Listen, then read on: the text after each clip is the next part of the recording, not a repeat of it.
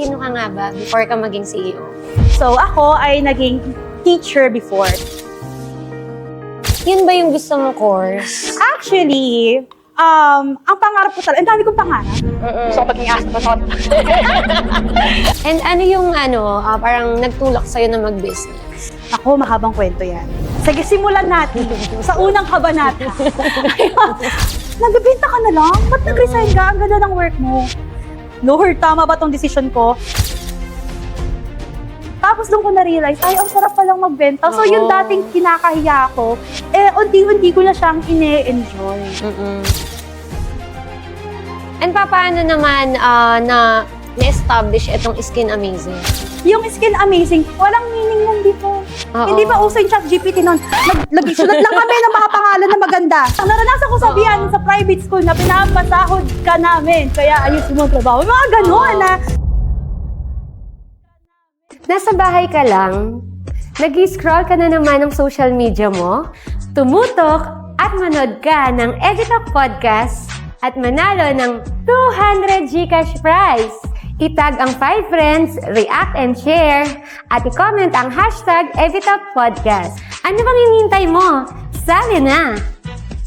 Isang magandang araw sa ating mga ka-Evi viewers na nanonood sa ating mga online platforms. Welcome to Evitalk Podcast Season 3. My name is Miss Tracy. I'm here to inspire and make a big change in your life. Maraming salamat po sa patuloy na panonood sa aming Evitalk Podcast simula pa ng 2022 up until now. Maraming salamat mga ka-Evi dahil Season 3 na tayo at damang-dama namin ng inyong suporta. Kaya ano pang inaantay nyo? Tumutok at i-share ang live na ito.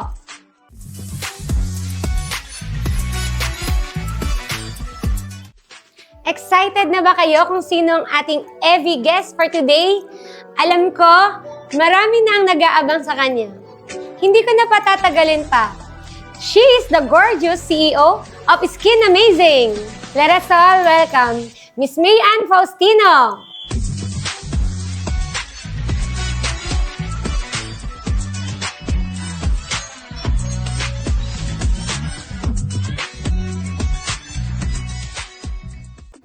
Batiin mo naman, Miss May, ang ating mga ka-Evi viewers na nanonood sa ating Evitalk Podcast. Hi! Magandang buhay! Hello mga ka-Evi viewers! Ako nga pala si Miss May, ang CEO ng Skin Amazing, and binabati ko nga pala ang aming Skin Amazing and JMF Tech family, and also my family and friends, and also my loving husband Josh, and our beautiful baby Bree. Ayan, thank you so much. Alam mo, Miss May, alam kong sobrang busy nyo ngayon kasi talagang trending na trending ngayon ang products nyo sa TikTok. Yes. So, excited na yung mga viewers kung sino ka nga ba before ka maging CEO? So, ako ay naging teacher before. So, isa akong high school teacher. 1 year ako nagturo sa private, 4 years ako nagturo sa public, and 2 years din ako nagturo sa Jakarta as an OFW. Tapos teacher din. So yung subjects na tinuturo ko, iba-iba eh. Filipino, Asian history, nagturo pa nga ako ng geography, kahit Catholicism, lahat na. Parang jack of all trades na yung pinaturo sa akin. And nanggaling ako sa pamilya ng mga teachers talaga. My parents are teachers, even my cousins, teachers silang lahat. Yung mga tito at tita ko, teachers sila. Kahit yung lola ko, teacher. So talagang teacher talaga yung pinagmulan ko. And dahil doon, hindi naman kami salat sa buhay. Kasi kahit papano, kumikita yung mga magulang ko. Pero yung kinikita nila is talagang sasapat lang talaga sa pang-araw-araw just to survive. Kaya pinalaki ako ng magulang ko na magkaroon ako ng simpleng buhay. At the same time, magkaroon ng gratitude sa lahat ng mga bagay na meron ako. Simple man yan, maliit man yan, o malaki. Na to the point na meron akong mga pinapabili. Alam mo yung mga bata tayo, uso yung inggit eh. Nauso dati yung sapatos na may gulong. Gusto ko yun! Hindi nila mabili kasi nga, mahal. I remember the price, that was 600 during that time. Pero they cannot afford it. Pero hindi ako nagtatampo kasi I really understand why. So as in, ganon kasimple yung buhay to the point na nung college ako, uso na yung mga touchscreen nun eh. Of course, papabili ako ng phone pero hindi talaga. Ang nabiling phone sa akin, alam mo kung ano? Alam mo yung keypad? Tapos, kada pindot na nagpe-fade na yung mga letters. And sabi ng mga classmates ko, may ano ba yung cellphone? Nung parang pamato sa piko. Di ba parang, okay, pero hindi, instead na magtampo ako, okay, I'm used to it na eh. Kasi I'm used to live a simple life. Di ba? Na as of the moment, kahit na CEO na tayo at may kumpanya, yun pa rin yung pinipili kong buhay. Maging simple. And tinuruan kasi ako ng mga magulang ko na pagtrabahuan mo lahat ng bagay na gusto mo. Kasi mas masarap makuha yung bagay kapag pinaghirapan. And yun yung ginagawa ko ngayon. Naalala ko during that time when I graduated college. Goodbye na ako dun sa pamato sa piko ko na cellphone. Kasi ang unang nabili ko sa salary ko noon, worth 4,000 yata na touchscreen my phone. Nung una kong sahod. And tuwang-tuwa ako. And I really appreciate that effort na finally nabili ko yung bagay na gusto ko. Hindi man siya ganun karanya. Pero yung kasi yung bagay na pinapangarap ko, kasi simple lang talaga yung pangarap ko during that time. Just to survive. and mabuhay nang hindi salat. Pero tamang-tama lang na ma-provide ko kung ano yung pangangailangan ko at pangangailangan ng pamilya ko. And of course, panganay kasi ako. 3 kami magkakapatid, 3 kaming babae. So the pressure is on me. Lumaki yung sa pressure na, dapat Section 1 ka palagi. Dapat mataas yung grade mo. Something like that. Kasi nga, my parents are also teachers. So, sanay ako sa pressure cooker. Pressure cooker. Salang ako sa pressure cooker. Syempre, di ba, mga teacher, uy, anak ka ng teacher, kailangan mataas ang grades mo. At yung tatay ko kasi, nagtuturo dun kung saan ako nag-aral ng high school. Na anak ka ng teacher, so you have to be a role model, you have to be a good person in character and in grades. So, talagang sanay ako sa pressure talaga. Ayun. Yun ba yung gusto mong course? Actually, ang pangarap ko talaga, ang dami kong pangarap. Gusto ko maging astronaut. Naalala ko nung third year ako, bakit ko nga gusto maging astronaut nun? Kasi nagkaroon ng camp, parang alam mo yung mga may dumadayong college students sa school, may pogi. Ay, gusto mag-astronaut. Ganun lang Ayun na naman tayo. Pero yung normal talaga, yung talagang pinakapangarap ko before, gusto ko talagang maging newscaster, mass comm student. Kasi natutuwa ako sa mga reporter during that time kasi pinapadala sila sa ibang bansa, Iba't ibang lugar. Nagfi-feature sila ng mga festival sa iba't ibang mga local mga probinsya sa Philippines. Feeling ko may enjoy ko yung ganung trabaho kasi lagi ako nasa labas. Kasi nga, hindi ako pinapayagan ng magulang ko. Nung high school ako na umalis at pumunta ko saan-saan. Kasi panganay ako, so they are very protective Pero of bakit me. bakit hindi mo tinaray na yun ang kuning course? Kasi nakakaloka. Nag-exam ako sa PNU. Tatay ko ang nag-fill out ng form. First choice, alam mo kung anong nilagay niya? Civil engineering. Second choice, architecture. Third choice, teacher. Sabi ko, bakit walang mass comm? Huwag na yun, anak. Parang ganon. So, sabi ko, gusto ko mag-mass comm, pero hindi siya natuloy kasi naalala ko, sabi nung nanay ko, anak, mag-teacher ka na lang. Kasi, mas madali ka makakuha ng trabaho. Kasi hanggat may bata, may school. And hanggat may school, may teacher. Diba? And I was so young during that time. I was 15 years old or 16 when I tried entering college. So, during that time, very dependent talaga ako sa magiging decision ng magulang ko sa akin. Eventually, na-enjoy ko yung pagiging teacher. Na naging passion ko siya actually. And I really love teaching. Na natutuwa ako pag may mga batang nag-inspire, di ba, sa'yo. Natutuwa ako pag may mga batang nagbibigay ng feedback na, Ma'am, na-enjoy ko yung klase mo, di ba? Na natutuwa ako pag mga Teacher's Day, may messages sila. May regalo, syempre. Pag Pasko. Ang daming students Sinong may ayaw ng regalo, di ba? So, parang nakakatuwa lang na may mga batang natutuwa hindi lang sa Pasko, pag Valentine's, pag birthday mo. Teacher's Day. Yes, lahat ng okasyon. Di ba? 3 regalo ka sa isang taon. Ilang section yun, 6 mo, ilang bata yun, di ba? Paldo. So, yun. Pero minahal ko yung teaching, hindi dahil sa regalo ka. Minahal ko yung teaching kasi I really love teaching them. And I really enjoy being with kids or high schoolers. And nakakatuwa yung time na may nakaka-graduate na ng college and they message you, Ma'am, finally graduate na ako. Teacher na rin ako. Doctor na ako. Di ba?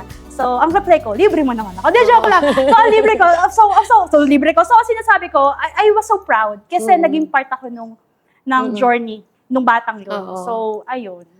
So, parang na-enjoy mo siya. Pero, alam naman natin, ang teacher, habang tumatagal, lumalaki din naman ang sahod. Kaya lang, question ko lang, naranasan mo din ba yung London?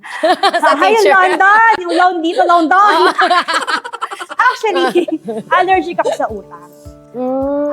Ayoko talaga ng nangungutang. And if mangungutang ako, like for example, nanghiram ako ng 30 pesos sa'yo, after 30 minutes, kukulitin na ako, magbayad na ako. Kasi hindi ako nakakatulog talaga pag may utang ako. Kahit piso man yan, 5 piso. Hindi mo naranasan. Ayoko talaga. Pero hindi pa naman ako aware before about bad debt and good debt na okay lang siya for business for expansion. Kasi, kailangan mo mag-loan para makapagpundar ka ng bahay. Kailangan mo mag-loan para makapagbili ka ng sasakyan. Kahit second hand na sasakyan. Oo. Kailangan mo mangutang, di ba? Kailangan mo mag-loan para mapatapos yung mga anak mo. At higit sa lahat, kailangan mo mag-loan for emergency purposes. What if nagkaroon ng sakit yung family mo? So, hindi ko rin talaga masisi. So, I have that thought na, ayoko ng ganito. Although, I really wanna honor and appreciate my parents for doing everything. For giving their best just to provide for the needs of the full family. Diba? Na kahit na hindi sapat yung inyong sinasahod, pero napalaki nila kami ng maayos at napatapos nila kami ng pag-aaral. So, I am really proud of them. So, ako, as a person, ayoko talaga. Pero Yes. at least, nakita mo na mahirap. Mahirap. Pag doon ka umasa. Exactly. Diba? Kasi maraming teachers, actually, hindi naman ako dyan. Parang, dahil nga maraming opportunity na pwede silang mag-loan kung saan-saan at hindi matatanggal sa trabaho, diba? So, doon na rin talaga sila umaasa. Diba? Exactly. Kasi, actually, sa totoo lang yung mga teachers dito sa Philippines, feeling ko hindi na sapat talaga yung sahod sa effort na binibigay nila. Pero mo, teacher ka na, guidance counselor ka pa. Di ba, pag may nagsuntukan sa paka sa klase mo, ikaw awat niya, naranasan ko yun. Uy, gano'n. Pag may lagnat, naranasan ko magpunas ng tuwalya sa ulo dahil walang clinician. Di ba? Minsan, ikaw pa yung pupunta ka sa bahay, para ka nagsisensus. Pag uma-absent yung estudyante, pupuntahan mo sa bahay. Di ba, parang, tsaka dala-dala mo pa yung trabaho sa bahay. Oo, Wala ka totoo. ng live. Yes, totoo. Dala mo, mag-check ka. Naranasan ko mag-check ng test paper sa jeep. Yes. Oo, tapos, Hindi mo inuuto sa estudyante? hindi. Kasi private school, bawal.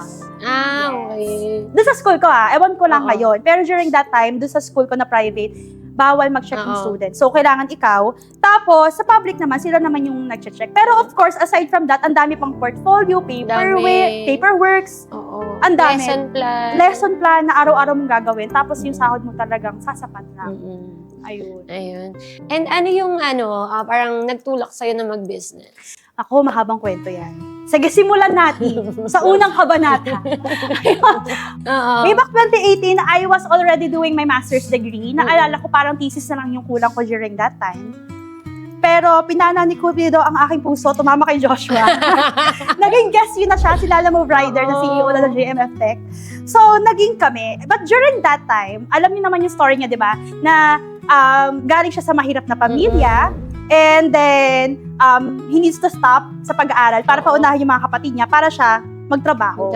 So, nung naging kami, 2018, estudyante siya. Bumalik siya sa college and I was already taking my master's degree. And nung pinakilala ko siya sa tatay ko, uy, nanay ko, makit sa taas. Uy, ang dala niya na kasi Andox. Tapos yung tatay ko, hindi siya masyadong kinausap. At ang sabi, huwag ka na munang babalik dito sa bahay hanggat hindi ka successful. Ay, gano'n. Yeah. And although naiintindihan ko naman yung tatay ko kasi overprotective talaga siya sa akin bilang panganay Oo. at babae pa. Gusto ko magnegosyo. Yan, boom! Yan, boom. Negosyo! Magkano pera natin? 1,000. Dumating kami sa point na pumunta kasi kami ng SM. Di kwek-kwek din namin mabili. Nagbibilang kami ng barya dun sa food court kasi talagang wala talaga kaming pera eh. Oo, talagang Mahalin mo lang talaga siya. pogi. Hindi, ayun, gusto niyo magnegosyo. So, nag-start kami, ito na. Nag-start kaming magtinda ng mga chargers worth 1,000 pesos yung puhunan namin during that time. Nilalako namin yon. Ano mo ba? I was a public school teacher during that time and ang thinking ko, nakakahiya. Nung sinabi ko, anong negosyo gusto mo? Online selling. Deep in my mind, di mo nakakahiya magtinda online. Oo. That was my Oo. mindset before. Siyempre, teacher ka tapos Yes. nagtitinda-tinda ka. kung Naglalako-lako, exactly. Pero of course, sige, naglako kami ng mga chargers, lako-lako, naubos. Siyempre, pinaikot yung puhunan, dumami yung charger, ganyan-ganyan. Hanggang sa sabi niya, kailangan ko na ng malaking puhunan. Pero of course, tinutulungan ko siya, pares kami nagbebenta. Ngayon, sige, dahil kailangan mo ng puhunan, ako yung stable yung job. Pero ayoko talagang umutang. Ang ginawa ko, nag-resign ako sa public, pumunta ako ng Jakarta para magturo. Ikaw nag-risk. Ako ang nag-risk. Oo. Pogi eh. Pogi talaga. Ako ang nag-risk. At eto, Oo. pagdating ko ng Jakarta, kaya bagong salta ko, sabi ko sa mga co-teacher ko, sali naman ako ng paluwagan nyo, pero ako yung unang sasahod, please. Wow. So, ako yung unang sumahod. Agad pagdating ko doon, naalala ko, parang July ako dumating, August may sahod ako. Alam mo kung magkano? Ask me, how much? How much? 100K. Ang sinahod ko, pinadala ko sa boyfriend ko. Ma, sorry, pinadala ko sa'yo So, during that boyfriend time. mo pa lang siya, no? 10K lang. Oo. Biroy mo, Boyfriend mo pala? yes! Nag-resign ka sa pagiging teacher sa Pilipinas, stable job. Yes! Tapos, Yes! nagtrabaho ka sa Jakarta, Yes! ikaw nag-risk, grabe. Ang pogi talaga. Talaga! Kaya kung sabihin ko sa anak ko, anak, huwag mong gagawin yun, boba moves yun. Pero ayun, sabi ko, ayun, hindi to alam ni mama, pinadala ko sa boyfriend ko 100K, kay mama 10K. Kasi nga, Pogi talaga. Mas malaking sa uy, boyfriend. pero risky yun ha, kasi paano ko tinakbo niya Paano yung pera? tinakbo? Boyfriend mo pa lang yun, be. Tinapog ako sa utang doon. Ayoko nga na may utang, Oo. pero ako, well, anyway. Ba't ka nagtiwala? Mabuti si Lord napunta sa tamang tao yung pera at pinalago ng Oo. asawa ko. Ngayon, nag-import na siya sa China, smartwatch yun. So, siya yung nagde-deliver. Ang ginagawa ko naman habang nasa Jakarta ako, nagtuturo ako sa umaga, sa gabi, nag-edit ako ng mga picture na ipapost online, Oo. ipapost sa marketplace. Kasi during that time, hindi pa kami naglalazada. Teamwork pa rin kayo. Teamwork talaga kami. Facebook and marketplace. So, mostly yung mga bumibili, kakilala lang din namin. Tapos, ang marketplace. So, in short, kung may buyer ako, siya yung taga-deliver. So, talagang tandem kami. Tapos, doon ko na-realize, ay, ang sarap palang magbenta. So, yung Oo. dating kinakahiya ko, unti-unti ko na siyang ine-enjoy. Ayun. Then, pandemic hits. So, ang dami nang namamatay doon sa Indonesia. Nag-decide na kami. Mag-boyfriend pa lang kami noon. So, sabi niya, uwi ka na. So, ako, ang initial na plan ko talaga is umuwi na to help him talaga. Na mapalago namin yung negosyo. And wala na talaga sa thinking ko bumalik pa sa public school. Kasi nagkaroon ako ng ganitong, alam mo yun, nagbago kasi yung dreams ko eh. Na ay ayoko na ng sapat lang kasi kumikita na kami sa business kahit papano. So, ang sarap pala. Diba? Kailangan mo lang paghirapan at pagsumika ka. Exactly. Oo. So, ayun. So, pagbalik ko ng Pilipinas, nag-start akong mag-create ng Shopee account na. So, hindi na relo yung binibenta, kundi nag-switch na kami doon sa mga typical na skincare products na galing sa si Divisoria. So, ayun. Doon na nag-start. Doon na nag-start. Yes. And paano naman na-establish itong Skin Amazing? So, sabi namin mag-asawa, gawa kaya tayo ng brand. During Oo. that time, hindi pa kasi uso yung branding talaga and yung online selling.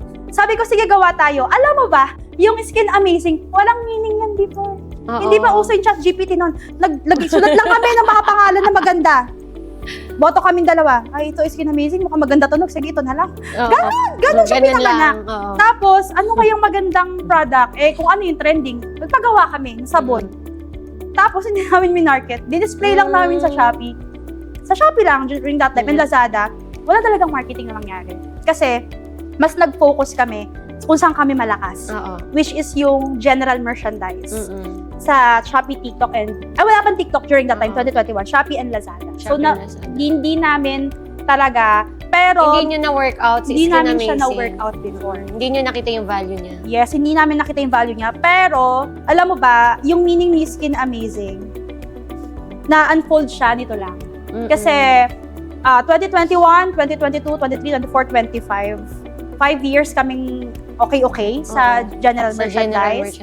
Hanggang sa December 2024, nagbaba ng announcement si TikTok and yung mga other platforms na magkakaroon ng Internet Transaction Act.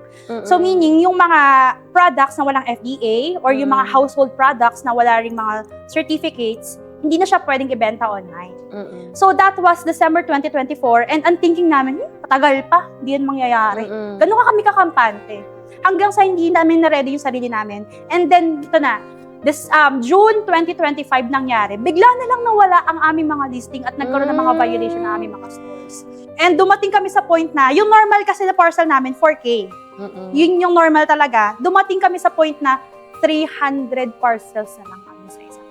Laki ng binaba. Sobra. And dumating kami sa point na yung employees namin na 45, nag-announce na wala na kayong work as of Mm-mm. the moment. Natanggal sila and ang natira 10 na lang. 10 na lang. And nagiiyakan sila nun. As in, nagiiyakan sila sa warehouse na wala na silang work, ganyan. Mm. Naalala ko pa nga during that time, nagchat-chat sila sa GC na, Ma'am, don't worry, nandito lang kami, susuportahan po namin kayo. Hindi po kami aalis. Maghihintay po kami ng opportunity na makabalik once na okay na po yung company. And doon ako pinaka natutuwa at nagpapasalamat sa mga employees namin na nag-rock bottom Oo. Pero hindi nila kami iniwan. And ang dami naming products sa warehouse, parang nasa 1K yung products namin. Mm-mm. Tapos, dumating sa point na hindi mo na siya mabenta, inano ko na siya, pinabodega sale ko na kahit walang tubo, okay lang, bumalik lang yung puhunan, pero hindi pa rin Hindi nag-click. pa rin. Pinamigay na lang natin. So, milyon yung nalugi. Ito na. So, sinugal namin yung natitirang pera namin dyan sa product na yan, yung tawas. Oo. Sinugal namin, umorder kami agad ng 100,000 pieces. Ganon kami kalakas ang loob kahit Grabe. nag-rock bottom. Alam mo yan. Sabi namin mag-asawa, mauubos ba natin to? Yun yung tanong ko sa kanya. Pag naubos natin, thank you Lord. Pag hindi, bawi. Love it. Naalala ko July 2, yung unang order. Within 2 weeks, naubos yung 100,000. Wow, Nag-viral siya sa galing. TikTok. So, nagkaroon na ng meaning yung Skin Amazing. Oo. Kasi because of that, nag-viral yung product, bumalik yung aming mga employees. Mm. Tapos, alam mo ba yung sale, yung usual sale namin dun sa general merchandise, yung 4,000 na current namin, naging 8,000 dumoble. Mm. The Skin Amazing itself, na-revealed yung meaning niya na it's all about the grace of God pala, na how God amazingly amazed us dun sa pagkakasalba niya sa negosyo Oo. namin. How God amazed us na kung paano niya ibinalik yung mga tao namin. How God amazed us na mas nabigyan pa namin ng opportunity yung mga ibang tao na bago namin na-hire. Oo. Na yun pala yung meaning ng Skin Amazing, Lord. Kaya Oo. pala siya amazing because it's because of your grace. Oo. Because of your amazing miracle na nangyari sa buhay namin. Grabe yung Ayun, story, ano? Yes. At tama naman na, parang nagmamarket kayo ng ibang products, di ba? Ang Totoo. laki ng ginagastos nyo sa advertisement. Exactly. Di ba? Pero hindi naman pala, Para sa amin para yun. sa inyo. And Oo. hindi rin, wala rin mga FDA approved, Yes. di ba? Pinag-pray nyo rin siguro Totoo. ito, di ba? Actually, that was the moment na we surrender everything to God na. Na alam mo yun, dumating ka na sa point na you surrender everything, na mararamdaman mo talaga yung kakaibang calmness, peacefulness, and stillness talaga, na hindi mo mararanasan kapag hindi mo binigay kay Lord lahat. Oo. And during that time, na-realize ko talaga na God will reveal His plan talaga kapag pinabayaan mo siya talaga. Kasi doon, alam mo, na-realize ko na kung kailan kami nag-rock bottom, Oo. doon na-reveal yung plan niya na hindi kayo para dyan. Para sa branding kayo. So napansin ko, inallow ni Lord na mag-rock bottom kami kasi nandun yung growth. Oo. Nandun yung growth sa uncomfortability na naranasan namin. Oo. And also, I realized during that time na there are times na we thought God is not answering our prayers. Pero ang totoo, sinasagot niya yung prayer natin, but not in a way na we Gusto want natin, Him to oo. answer it, but He answers it to the best that He can. Na much better pa dun sa pinagpipray natin Oo. at gusto nating sagutin niya. Tsaka ito yung time na parang hindi actually, pumasyal pa kayo sa office namin. Hindi ko ramdam na may problem kayo. Oo. Pero dahil din yun na nag-a-attend din kayo ng mga trainings during that totoo. time, kahit limited na lang yung funds, nagkaka-problem ang company, nag-invest pa rin kayo Yes. sa sarili nyo. Yes, actually, during that time, rock bottom yung company, pero pinili namin sumali din sa mga trainings like Oo. IAM Plus, Discovery, Breakthrough. Pati tao nyo sinasama nyo. Exactly, sinasama namin sila kasi mas madali ang success kung lahat kayo nag-grow. And dapat sinishare mo yung success because if you don't share it, it is a miserable success. Diba? So yung growth namin mag-asawa, sinishare din namin yung sa leaders namin. Not only para mapabilis yung growth ng company, but also mapabilis din yung growth nila. So talagang pinrepare kami ni God. Pinrepare niya talaga yung mindset namin, yung vessel namin, na dun sa darating na problema. Kasi kung hindi talaga kami umattend ng mga ganung training, baka wala na. Baka hindi nyo kaya. Even the company nagsara na. Yes, or baka matagal bago kami makabangon. Miss May, as a teacher before, ano yung values na natutunan mo sa pagiging teacher na dala-dala mo sa pagiging CEO mo ngayon? Okay. So, of course, number 1 is patience. Kailangan, as a teacher, kailangan mo na mahabang pasensya para dun sa mga batang pasaway sa klase. Ganon. Pasensya, minsan sa katrabaho, minsan sa magulang. na entitled. Kasi marami magulang. Naranasan ko sabihan sa private school na pinapasahod ka namin, kaya ayusin mo ang trabaho. Mga ganon na hindi ko rin naman masisi kasi I know na iba, meron silang culture na pinanggalingan, maaari, or iba rin yung value na meron sila. So, nadala ko yung pasensya sa negosyo kasi, of course, bago maging CEO, naranasan ko lahat. Yung pagpapak ng parcel, yung pakikipag-usap sa customer, at higit sa lahat talagang pasensya yung pakikipag-usap sa customer. Grabe. Alam mo, naranasan kong makipag-usap sa customer. Meron pa mga customers na mag-chat na, alam mo yung pampatangkad na product, pag pinahid mo, tatangkad ka, parang ganun. So, ma'am, sumasakit po yung tiyan ko. Bakit, sir? Ininom ko po kasi yung height oil. Sir, di po yan iniinom. Pinabahid po yun. Kailangan ko talaga ng mahabang pasensya sa pakikipag-usap. Nadala ko yun. Ayun. Pasensya rin syempre sa mga empleyado na hindi sumusunod sa policy ng kumpanya. Pasensya para sa mga naging business partners mo na iniwan ka na lang sa ere. Ay, yung mga ganun. Tapos, pasensya rin sa proseso ng negosyo. Kasi ang negosyo, hindi naman isang shoot lang yan. May kita agad eh. So, yung pasensya yung nagiging steady hand ko na kumapit ako dito kasi may goal ako. Kahit na matagal kumita, kahit na mahaba yung proseso, pagpapasensyahan. Pangalawa, communication. Mahalaga kasi yung communication as a teacher. Kasi marami kang kinakausap eh. Mga bata na iba-iba yung intelligence level, di ba? May mga bata na madaling umintindi, may mga bata na mahirap umintindi, may mga bata ayaw talaga umintindi. Ganon. Na talagang yung communication level mo talaga i-adjust mo sa kanila. May mga bata rin na, may mga magulang kang kakausapin, co-teachers, stakeholders, principal heads. Ang dami mong kinakausap na tao as a teacher. So, dalang-dala ko yun as the CEO of the brand kasi ang dami mo rin kinakausap. Dati, customer. Ngayon, nakausap na natin, syempre, yung ating mga employees and yung mga, na-expose na kasi tayo eh. Syempre, sumasali tayo sa mga training. So, na-expose tayo sa mga circle of people na nasa business industry din. So, gamit na gamit ko rin yung communication. And of course, yung pagbibigay ng feedback. Communication yun eh. As a teacher, alam naman natin na ang teacher kailangan nagbibigay ng feedback sa estudyante. After mag-report niyan, sasabihin mo yung strength ng bata. Then, ano yung what could have worked? Ano yung mga things to improve? And yan ay dalang-dala ko rin. And as the CEO of the brand, ganun din. Hindi lang growth ng company yung binivision ko, yung binivisualize ko, kundi yung magiging growth din ng mga tao namin. Na hindi kayo magiging empleyado forever. Dahil kayo ay magiging business owners din or partners ng aming kumpanya. And of course, puso at malasakit. Yun. Na as a teacher kasi, normal na talaga sa mga teachers yung pagkakaroon ng compassion sa mga bata, di ba? Na kahit maliit yung sahod, may bata dyan na walang baon, bibigyan. Di ba? Yung kahit na hindi siya pumapasok sa school, tapos tinawagan ka, oy, ng head mo, puntahan mo, uma-absent, pupuntahan mo. Umulan man o bumagyo, di ba? Grabe yung serbisyo na binibigay ng teacher. So yung puso, yung malasakit, yung compassion na yun, nadadala ko rin sa company. Kasi ako yung tipo ng CEO na hindi ako alam mo yung masungit na puro utos na gano'n. Utos-utos. Ako kasi na, okay, I listen to them, I talk to them, I listen, I understand the process why, lalo pag may mga issue, then iniintindi natin yan. Hindi tayo nagwawala at nagagalit. Kasi malaki yung puso at malasakit ko sa aming mga employees na nagsimula rin kasi ako bilang isang empleyado. And syempre, kung ano yung gusto ko sa principal namin or sa magiging boss ko, gusto ko, yun yung i-apply ko as a boss. Parang ganun.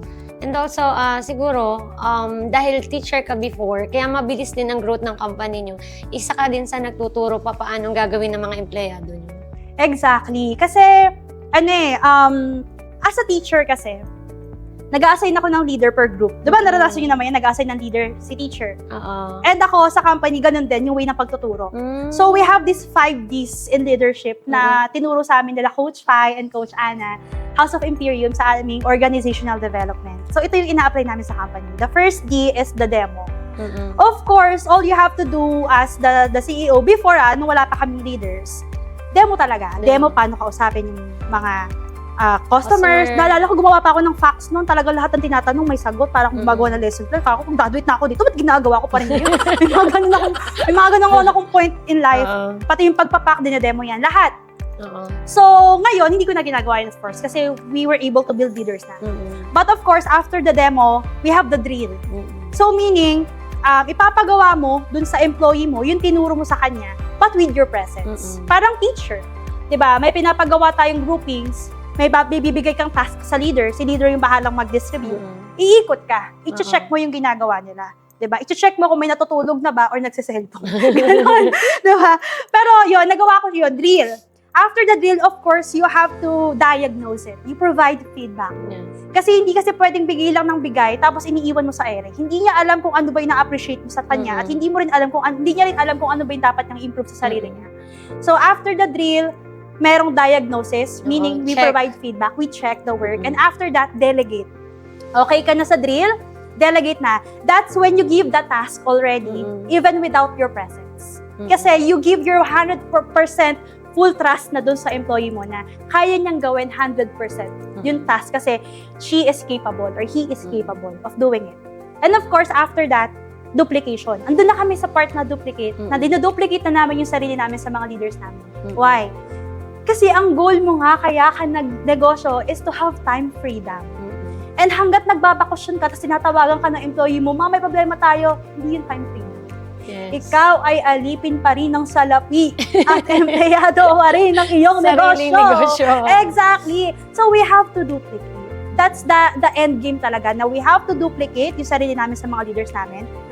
Not only because we want that time freedom, but also we want them to grow as well. Now, we are actually exposing our experience as the CEO para magkaroon sila ng mindset na, ay, ganito pala ang CEO and I want to be a CEO and I want to build my own business someday. That's the goal actually. Kasi kaya ka nga nagnenegosyo is also, hindi lang ikaw yung magiging millionaire. But you have to help other people to become a millionaire. So that's the end game talaga. Maduplicate namin yung sarili nila.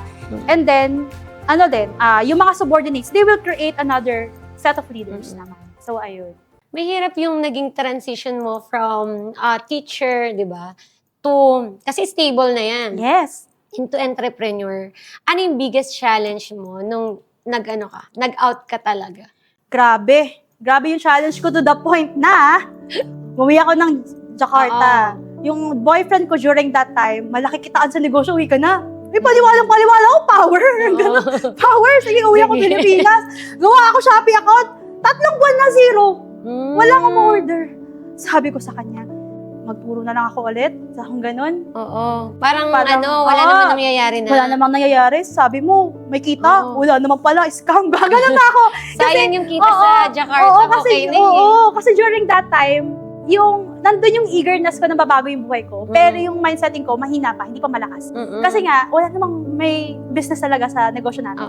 So, yung aking mindsetting is nagsishake-shake. So, dumating sa point na sabi ng boyfriend ko, maghiwalay tayo. Sige, mag-apply ka, pumunta ka ng ibang bansa ulit, pero maghiwalay tayo. Pogi! I give up Pogi my talaga. passion and dreams. Yun. Hindi. Siya pala ang pangarap mo, be. Hindi. Pero alam mo ba, dumating nga sa point na 3 buwan na akong walang kinikita. Naririnig ko na ang mga bulong. Ang mga bulong ng mga dream stealers. Negative. Na, yes, sinishare mo pa lang, ay, hindi stable yan. Ay, hindi mangyayari yan. Ang dami ko naririnig na, nagbebenta ka na lang? Ba't nag-resign ka? Ang ganda ng work mo. Lord, tama ba tong decision ko? Pero talagang 1 taon ko siyang iniyakan kasi hindi naman ganun kadali kumita sa e-commerce. Sobrang hirap. Naalala ko pa nga yung point na unang order sa akin, taga Palawan, tapos 45 pesos, sa tuwang-tawa ako. Pero nandun pa rin ako, hinahatak pa rin talaga yung puso ko. Kung itutuloy ko ba, ibabalik ko yung sarili ko sa teaching, or ipagpapatuloy ko yung negosyo. Pero ang pinag-pray ko na lang kay Lord, surrender talaga. Surrender. As in, sabi ko, Lord, kung saan mo ako dadalhin, doon ako. Lord, kung ano man po yung magiging decision ko, sana align po yun sa decision ninyo. Lord, alam ko, meron akong qualities na binigyan mo na sa akin yung mga qualities na kailangan ko sa kung ano man yung path na tatahakin ko. And hinandle ko yung mga, alam mo yung mga noise na yun. Number 1, ayun, surrender number 1. Number 2, pinapatatag ko yung sarili ko na wala namang ibang tutulong sa'yo kundi sarili mo lang. Yes. And hanggat may isang naniniwala sa'yo, which is ikaw, sapat na yun para magpatuloy ka. Diba? Kasi ginagawa mo naman yan, hindi para dun sa mga bashers na yan. Ginagawa mo yan for your life. Yeah. Kaya every time na nangihina ako, ginagawa ko yung sinasabi ng boyfriend ko na always, balikan mo lagi yung why mo, yung purpose mo. Na, alam mo yun, doon ko na lang na-realize na, I always remind myself na, yun nga, kung mayroon ako malaking pangarap, I really need to make this big changes sa buhay ko. Na I really have to climb my mountains. Mountains of bashers, mountains ng wala kang benta, mountains ng pinanghinaan ka ng loob. Kasi parang pag-akit ng bundok yun, di ba?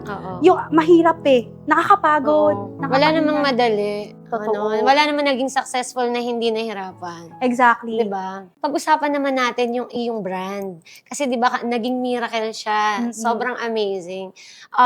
Ngayon na talagang lumalakas na rin siya talaga sa market and wino-workout nyo na rin siya, ano yung mission and vision nyo para sa brand na to? Okay, actually, the mission and vision is of course to provide quality products na masasatisfy yung mga customers.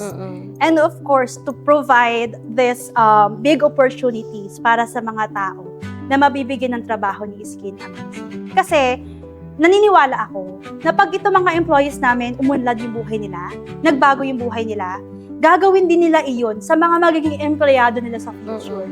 And that's how we make heaven on earth. Yes. Miss May, ano ba yung mga products na meron kayo now sa market? So, yun, yung pinakauna nag-viral sa amin, si Fresh Fade, Tawas Calamansi with Niacinamide and Glutathione Cream, na ano siya, underarm cream siya, whitening cream. Tapos, scented to, baby powder scent. Tapos, meron na ring unscented.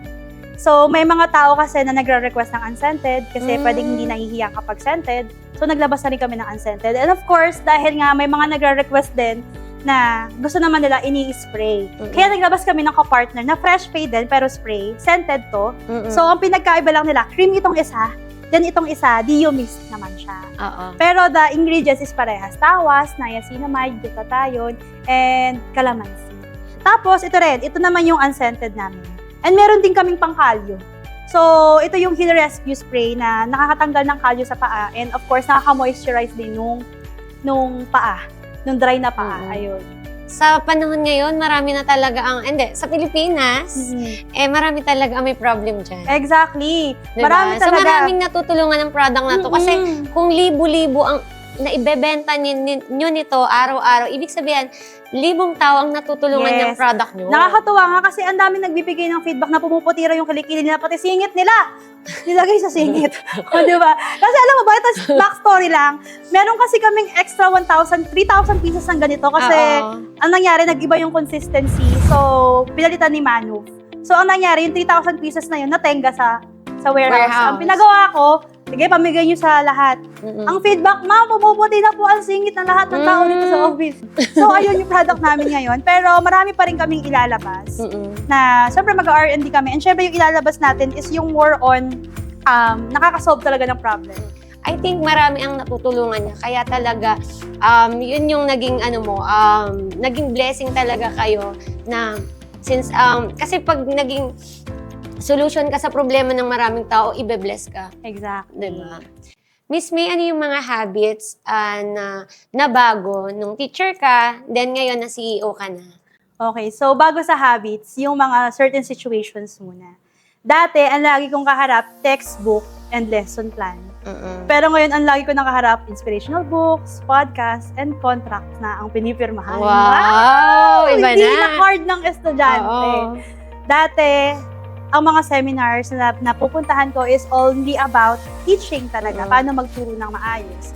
Pero ngayon, meron ng mga transformational, coaching, may iba't ibang program about business, tapos nagkakaroon na rin tayo ng exposure din sa mga big events na ang kasama mo, mga like-minded people din na negosyante. And, ayun, yun yung mga nagbago. And, can I share one thing na akala ko nagbago pero hindi pala? Nung nag-resign ako sa pagtuturo, iniyakan ko kasi, wala na yung passion ko. Hindi na ako makakapagturo. Hindi na rin ako makakapag-inspire ng mga estudyante. Pero nung nagnegosyo, hindi ko namalayan na ang daming mga bata na mga estudyante ko dati, ma'am, negosyante ka na! Tuturo naman! So, tinuturuan ko sila. So, nagtuturo pa rin ako, nagme-mentor pa rin ako, na kahit walang bayad, I really share. Tapos, may mga Bibigay ka ng value. Exactly. May mga co-teachers na lumalapit, uy, paano ba magnegosyo? Natatakot kasi ako. So, na-inspire sila. Na-inspire sila sa kwento ko na from rags to riches, from nag-rock bottom, nakabangon. So, doon ko na-realize na hindi pala ako nawala sa passion ko ng pagtuturo. At hindi rin pala ako nawala dun sa gusto ko na makapagpa-inspire. Tsaka kung dati, parang nakadepende ka sa parents mo, alam mo naman ang mga parents natin, wala namang hinangad yan na Totoo. hindi ikakabuti natin. Kaso, yun lang talaga ang thinking nila na ito yung pwede sa'yo, ito yung parang hindi ka mapapahamak.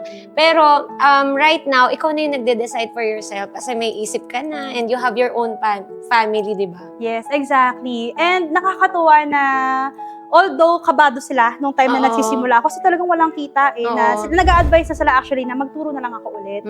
Kasi baka hindi stable yan. So, iniintindi ko kasi alam ko talaga yung best para sa akin ang gusto nila. Doon mo talaga marirealize na ang gusto talaga ng magulang mo is the best para sa'yo. Na kahit minsan hindi mo naiintindihan kung bakit, pero marirealize mo na lang yung kapag tumanda ka na talaga. Alam mo, ang maganda nga doon, kahit nung una, parang ayaw nilang mag-business ako, ang nakakatuwa, supportive sila. Dumating sa point na sila mismo yung nagbabalot ng order. And, iyak ako. I was really proud of my parents and our parents talaga ng asawa ko kasi talagang, alam mo yun, tinutulungan talaga nila kami from the start. Nung wala pa kami mga empleyado, sila yung mga unang tao talaga na tumulong sa amin. Na kahit nung una, may maririnig ka na baka hindi yan stable, pero they are helping you. Na ramdam mo talaga yung care nila sa'yo as their parents. And sobrang na-appreciate ko talaga yung effort ng mga magulang.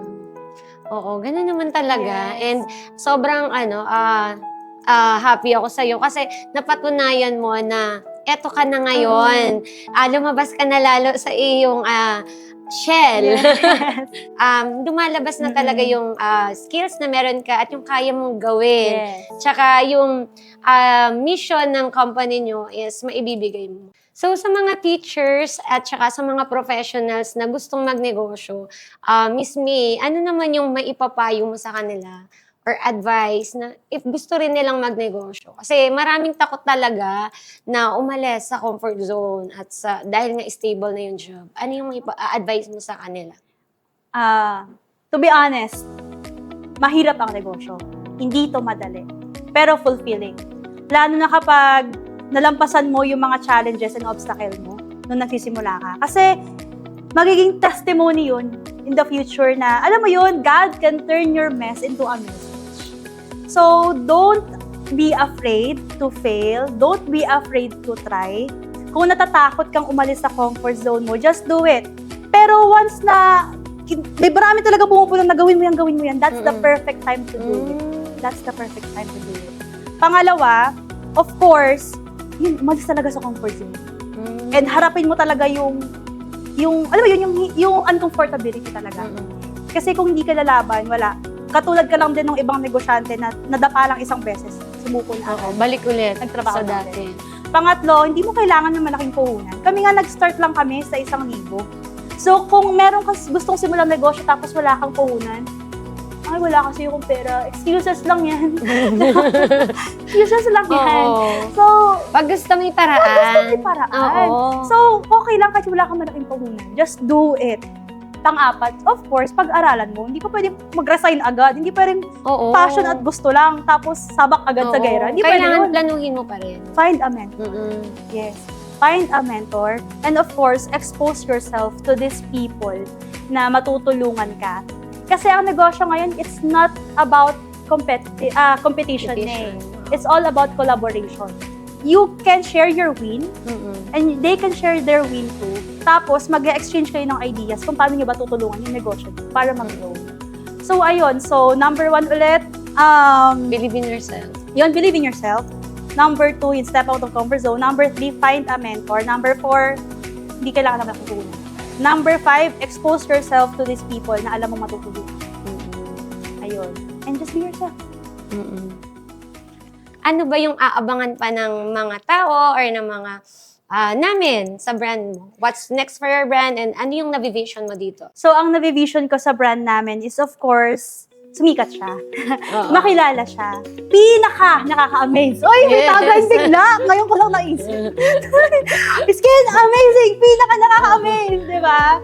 Yung may billboard na, ganyan. Oo. Ganon kalaki yung vision ko na meron ka ng brand ambassador, ganon. Tapos, may pa-concert na, char! So, yun, kumbaga, marami ka ng products. And yun nga, marami ka na rin opportunities na nabibigay.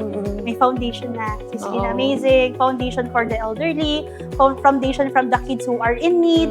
Diba kasi hindi lang yan puro sa success mo, ng employees mo eh. Share it with the community na nangangailangan. So, that's the vision that I can see. Na hindi lang talaga siya more on benta. It's more on helping your people and the community itself. Ayun. Ang last question ko is, ano yung masasabi mo sa mga magulang mo na noon sobrang pressured ka, pero yung pagpapalaki nila sa'yo is eto yung nagdala, nakatulong sila sa success mo? I am really, really proud of my parents. Kasi kung hindi nila ako pinalaking simpleng tao, hindi siguro ako maghihirap para maabot kung ano man yung gusto ko sa buhay. Hindi ko pinagsisisihan na sila yung naging magulang ko. And I'm actually very thankful na sila yung naging magulang ko. And talagang sobrang thankful ako kasi hindi ako magiging ganito kung hindi sila yung naging magulang ko. Although, yeah, they are teachers and talaga mababa yung sahod, na-inspire nila ako na mabuhay ng may purpose. Diba? Na, alam mo yun, na life works kasi meron ka talagang purpose sa mundo. And ang purpose na magulang ko is gawin akong CEO. Ganon! Ayun. Congratulations, Miss May. I'm so happy sa brand mo na talagang after how many years is na nakatago at hindi ka pa rin lumalabas noon, ngayon, eto ka na. Yes, and I truly believe din kasi na binigay ng mga magulang ko ang the best para sa akin. So, ibibigay ko rin yung the best para sa kanila at para sa mga taong umaasa sa company namin at para sa mga tao at sa community na matutulungan in the near future. Thank you, Miss May, for sharing with us your inspirational story na talaga namang kapupulutan ng aral at pag-asa ng bawat isa. At before katuluyan na magpaalam, baka may gusto ka pang batian at i-promote. So, bago yon, thank you so much for having me here. And talagang nakaka-proud and blessed na naging part ako ng Evi Talk Podcast Season 3. So, sa mga ka-Evi viewers natin, thank you so much po sa pakikinig sa aking istorya. And naway marami po kayong natutunan. And of course, please follow me on my TikTok account, May Faustino. And please follow our brand's TikTok account, Skin Amazing Essentials. And also our Facebook page, which is Skin Amazing May. And of course, binabati ko ulit ang aming mga staff from Skin Amazing Family and JMF Tech Family. Thank you so much kasi nag-stay kayo with us through ups and downs, hindi nyo kami iniwan. And of course, binabati ko rin ang aming mga magulang, Mama Fe, Mama Nancy, Papa Lito, Papa Gary. Thank you so much sa love and guidance na binibigay nyo po sa amin. And of course, binabati ko rin yung pogi kong asawa. Yes. And thank you so much, Josh, for being my #1 fan and supporter. And lagi ka nakasupport sa akin. Ayun. Ayan, thank you din, Miss May. Alam kong sobrang busy nyo, pero and grabe, ang daming nakuhang words of wisdom ng ating mga ka-Evi for today. Even ako, talagang marami din akong napulot talaga, Miss May. And sa nanalo sa aming pa-Gcash, abangan nyo na lamang sa aming Evi Talk Podcast page. I hope may natutunan kayo at na-inspired kayo, lalo na sa pag-abot ng inyong mga pangarap. Again, my name is Miss Joycey. See you on our next Evi Talk Podcast Season 3.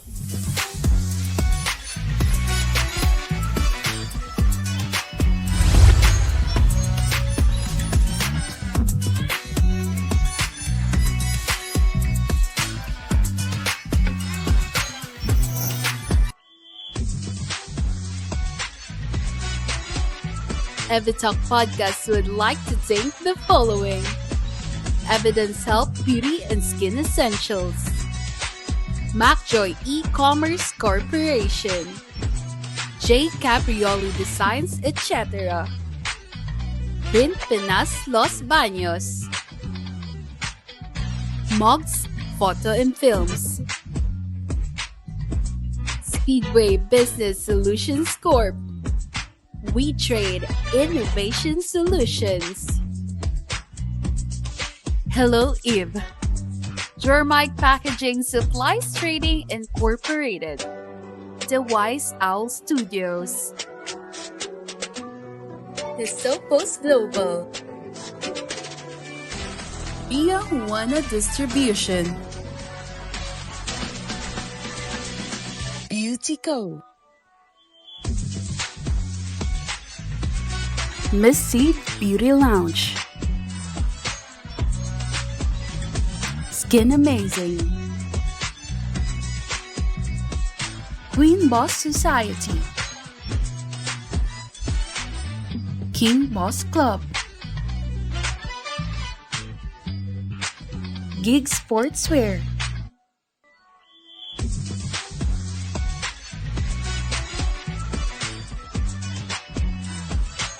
Manang Aneng, Presyong Kapatid. Komi. T&M Manufacturing Corporation. Buchan Manila. Divine Touch Makeup Artistry. RF Proactive Marketing Global Incorporated. Aura Beauty and Wellness. In partnership with Gutierrez Media Productions. Pinoy Extreme, pasyal tayo.